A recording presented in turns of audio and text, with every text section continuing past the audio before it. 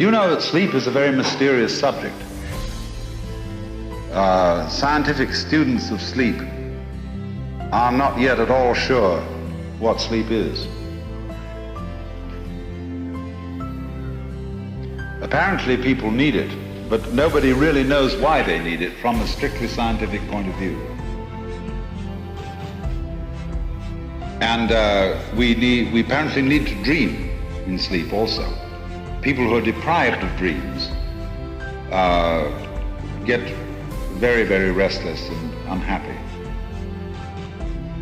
But we're not quite sure why we need dreaming. I mean, we've got all sorts of theories, the Freudians and the Jungians and so on. They think they know why we need to dream. But it hasn't been really rigorously established scientifically why we do, or why we need to sleep. But from a naive point of view, you can say, of course I need to sleep. Because after I've had a whole day of business and friends and work and so on, it's too much. There's too much input. I want to digest it. And while I'm digesting it, I don't want any more input. I don't want any more information. So I want to be turned off.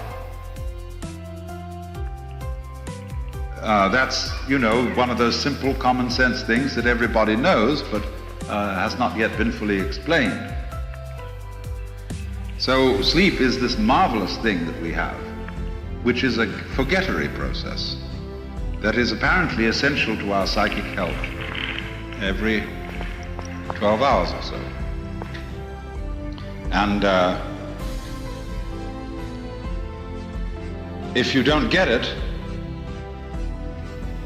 you start getting worried. As a matter of fact, insomnia is a thing that is rather curious.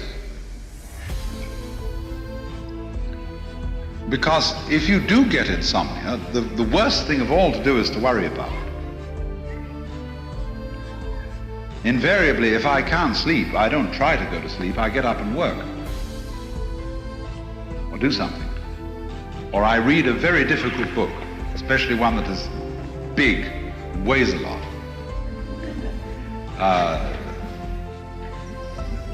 This is a good way to go to sleep. But if you have insomnia, don't ever try to go to sleep. Nobody can try to go to sleep. Lots of mothers think they can get their children, and they say, darling, try to go to sleep. Didn't your mother say to you, try to go to sleep? But she wanted to get you out of the way. That was the only reason she said, try to go to sleep. Or she thought perhaps it was good for you, and that you ought really to get your sleep. Like telling some child that it's got to eat its spinach. And you know, the child can start chewing and chewing and chewing on meat or spinach, which tastes of nothing, and it chews it into an absolute hard, stiff pulp, and there's just nothing to be done with it except spit it out. And you know, they've already extracted by their teeth instead of their stomach all the vital juices from the thing, and all that remains is roughage. And you say to children, you must go to the bathroom after breakfast. Every day, regularly. You must be regular. Otherwise you're constipated, and that's bad. This is a form of the double bind.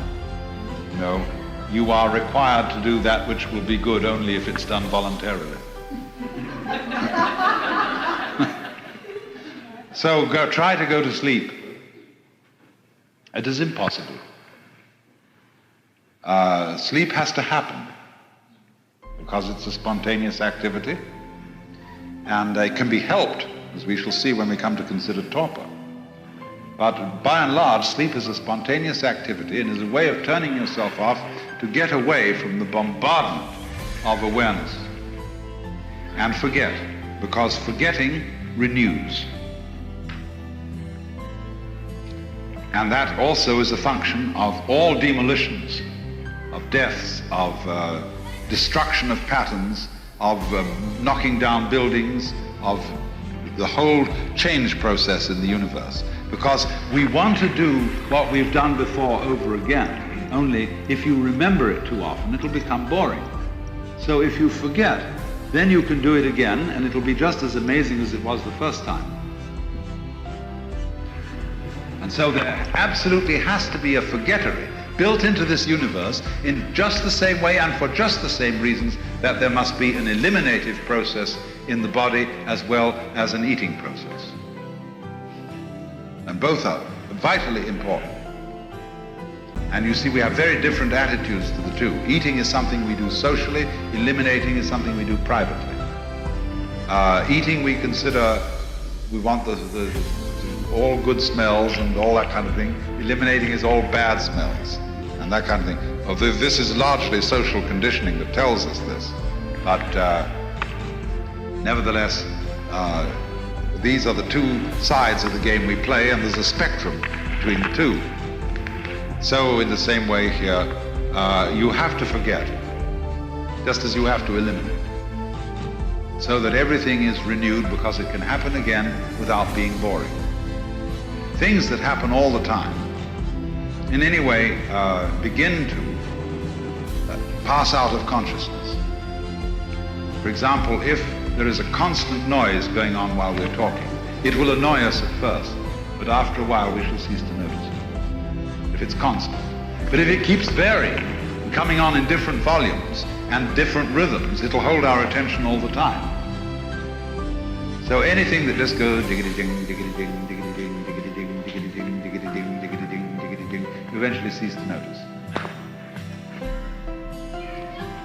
So then, sleep is the renewer, because it's a state of forgetfulness. I'm not going to go in this seminar into the whole problem of dreams. That would lead us very far afield. Now, torpor